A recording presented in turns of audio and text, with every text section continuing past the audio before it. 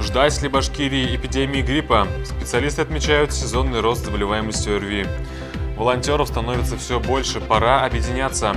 Центром притяжения становится объединение клубов «Ровесник». Красивое убранство зала, галантные кавалеры, кружащие в танце прекрасных дам и другие атрибуты светского раута 19-го столетия. В Сибае прошел первый Пушкинский бал. А теперь обо всем этом более подробно. В эфире новости, в студии Эмиль Жбердин. Здравствуйте.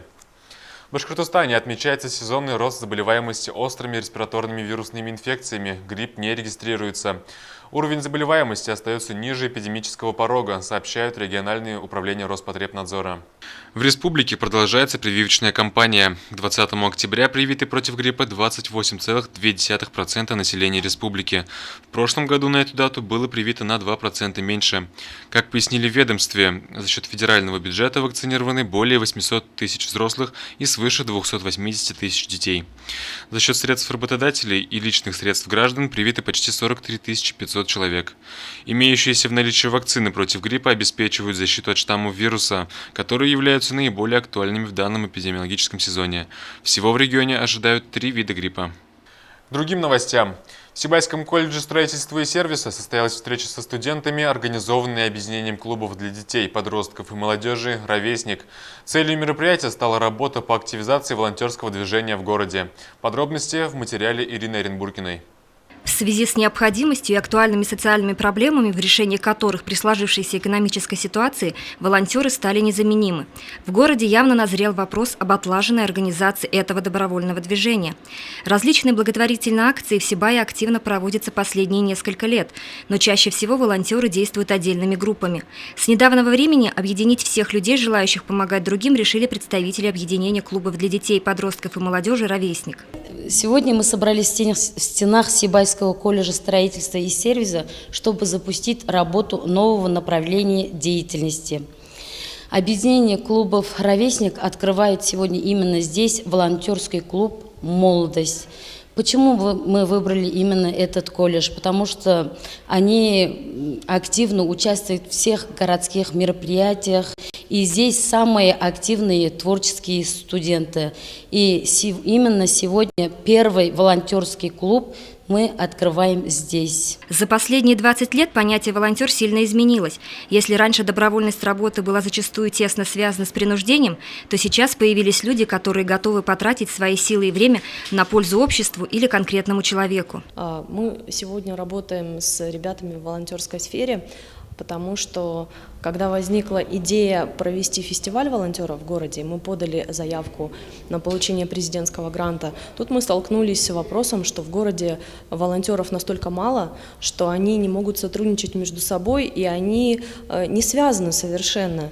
Это пока люди больше желающие, чем имеющие возможность действовать. В ближайшее время собираемся работать по волонтерству в сфере культуры, то есть по организации проектов. Ребята делают это с огромным удовольствием, потому что это интересно, это опыт организационный, который сложно получить в других возможностях в жизни, а здесь они имеют все шансы попробовать себя и как сценаристы, и как организаторы, как костюмеры, и как рабочие за сценой, и часто как артисты, потому что ребята очень талантливые. Кроме того, в перспективе волонтерского движения работа с детьми и пожилыми людьми, экологические акции, забота о бездомных животных и многое другое.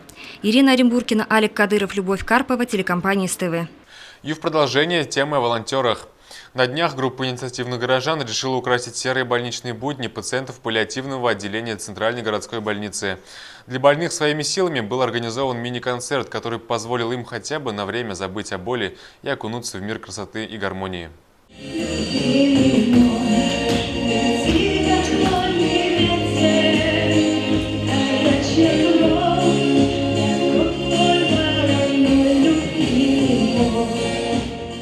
Творчество – один из естественных способов коррекции эмоционального состояния и снятия психологического напряжения.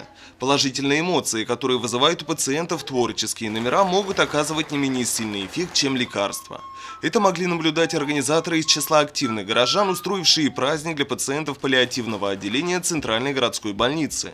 В частности, больным понравились выступления Евелины и Федана Кулгариных, постоянной участницы уличных благотворительных акций «Помоги сейчас», Амалии Ахметьяновой, победительницы конкурса среди детей с ограниченными возможностями Назгуль Валиулиной.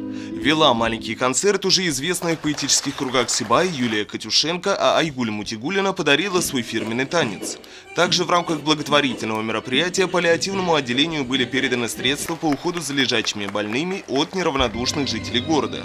Организаторы решили, что подобные концерты в больнице просто необходимы и проводить их нужно периодически. Ведь внимание не только к физическому, но и психологическому состоянию пациента помогает активизировать внутренний потенциал человека и увеличить шансы на выздоровление.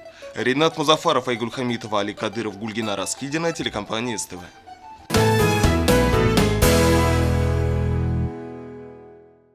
Знание прошлого своей страны – ключевое условие в понимании ее настоящего и гарантия будущего процветания. Только в этом случае можно добиться успеха сейчас и создать благоприятные условия для последующего процветания. Преследуя эти цели, Российское военно-историческое общество, Федеральное агентство по туризму и Министерство культуры Российской Федерации подарили жизнь всероссийской патриотической программе «Дороги Победы». Программа представляет возможность юному поколению лучше узнать историю родной страны и ее культурное наследие. Принять участие в «Дорогах Победы» решили и сибайцы. В рамках программы «Дорогами Победы» проводятся серии бесплатных экскурсий. Тысячи школьников могут посетить музеи и мемориалы славы. Условия несложные. В число основных – организовать уроки на патриотическую тематику и предоставить видеоурок организаторам. В качестве приза двухдневный маршрут по местам боевой славы. Общество «Креатив» из Сибая решили принять участие во всероссийской программе и организовали для студентов семинар на тему «Сталинградская битва». Из уст лектора, кандидата исторических наук и сотрудника Сибайского историко-краеведческого музея Минур Шагеевой слушатели узнали интересные факты о событиях тех лет. Героизм участников войны и бесстрашность советских воинов заставили современных ребят еще раз задуматься о патриотизме. Для меня патриот – это тот человек, который любит свою страну, уважает свою историю, чтит и хранит ценности своей страны, который стремится донести все это следующему поколению. Патриотическое воспитание в современных условиях становится одним из главных направлений воспитательной работы с молодежью. Все мы знаем, что в сложной международной обстановке, когда кому-то хочется подорвать нашу страну изнутри, разрушить дружбу народов, которая у нас здесь царит, мы должны сделать все, чтобы наша молодежь знала свою историю, знала свои корни. Ведь патриотизм – это не только любить свою родину, ее любить, знать ее историю, знать героическое прошлое нашего народа, гордиться им. И молодежь должна готовить себя к тому, что она должна и защищать, быть готовым стать на защиту своей страны, если это понадобится. Программа «Дороги Победы» является бессрочной, и чем больше детей в ней будут участвовать, тем выше шансы на то, что история нашей страны не будет предана забвению. Давид Фадеев, Айгуль Хамитова, Руслан Кравцов, телекомпания СТВ. И последнее. В Башкирском лицее имени Рамазана Умидбаева прошел первый пушкинский бал для учащихся 9-11 классов. Участникам мероприятия представилась удивительная возможность окунуться в реалии романтической эпохи. О том, чем запомнился первый городской опыт по привитию изящных манер, смотрите в нашем следующем сюжете. Легкое прикосновение кончиком пера дамского веера, и кавалеру подан тайный знак, выражающий желание дамы быть приглашенной на танец. Так обязательный аксессуар в руках светской женщины пушкинской эпохи служил верным средством сообщения, тогда как придворный этикет 19 столетия ограничивал любые контакты дам с представителями сильной половины человечества.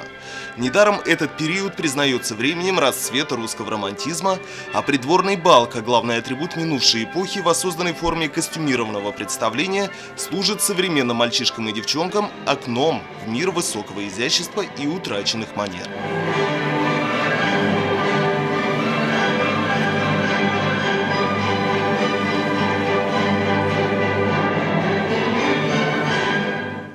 Торжественный полонез, элегантный вальс, легкая и грациозная мазурка.